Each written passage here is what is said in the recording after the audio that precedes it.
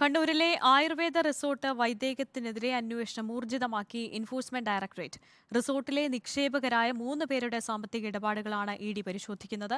എറണാകുളം സ്വദേശി MR അജയന്റെ പരാതിയിലാണ് നടപടി. കണ്ണൂരിലെ വൈദേകത്തിലെ നിക്ഷേപകരായ MC രമേശ്, KP രമേശ് കുമാർ, പന്തന്നവിടം മുഹമ്മദ് അഷ്റഫ് എന്നിവർക്കെതിരെയാണ് ഇ ഡിയുടെ അന്വേഷണം. ഫെമ നിയമം ലംഘിച്ച പണം നിക്ഷേപിച്ചെന്ന പരാതിയിൽ നേരത്തെ ഇവർക്കെതിരെ ഇ ഡി കേസെടുത്തിരുന്നു. ഇതിന് പിന്നാലെയാണ് 3 പേരുടെയും സാമ്പത്തിക ഇടപാടുകൾ സംബന്ധിച്ച് അന്വേഷണം തുടങ്ങിയത്. പരാതിക്കാരനായ MR അജയൻ ചില പ്രധാനപ്പെട്ട രേഖകൾ കഴിഞ്ഞ ദിവസം ഇ ഡിക്ക് കൈമാറി. ഇ ഡിയുടെ നിർദ്ദേശത്തെ തുടർന്നാണ് രേഖകളും വിവരങ്ങളും അജയൻ കൈമാറിയത്. നിക്ഷേപകരുടെ ബാങ്ക് ഇടപാടുമായി ബന്ധപ്പെട്ട രേഖകളും ഇ ഡി ശേഖരിച്ചിട്ടുണ്ട്. ഇത് പരിശോധിച്ചതിന് ശേഷമായിരിക്കും തുടർ നടപടികൾ. ഇ ഡി കൊച്ചി യൂണിറ്റിലെ അസിസ്റ്റന്റ് കമ്മീഷണർ SG കവിത്കറിന്റെ നേതൃത്വത്തിലാണ് അന്വേഷണം. വൈദേകത്തിന്റെ ഇടപാടുകൾ ആദായനികുതി വകുപ്പും അന്വേഷിക്കുന്നുണ്ട്. ജീവനക്കാരുടെ ശമ്പളത്തിൽ നിന്നും പിടിച്ച TDS തുക ആദായനികുതി വകുപ്പിലേക്ക് അടച്ചില്ലെന്ന പരാതിയിലാണ് അന്വേഷണം. ആദായനികുതി വകുപ്പ് ഉദ്യോഗസ്ഥർ വൈദേകത്തിൽ പരിശോധനയും നടത്തിയിരുന്നു. LDF കൺവീനർ EP ജയരാജന്റെ കുടുംബത്തിന്റെ നിയന്ത്രണത്തിലായിരുന്നു വൈദേകം.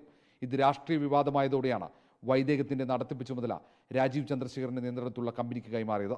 ഇത് പ്രതിപക്ഷം രാഷ്ട്രീയ ആയുധമാക്കിയതോടെ EP പ്രതിരോധത്തിലാണ്. അതിനിടയിലാണ് എൻഫോഴ്സ്മെന്റ് ഡയറക്ടറേറ്റിന്റെ അന്വേഷണവും. Reporter R. Roshipal, in reporter, Kochi.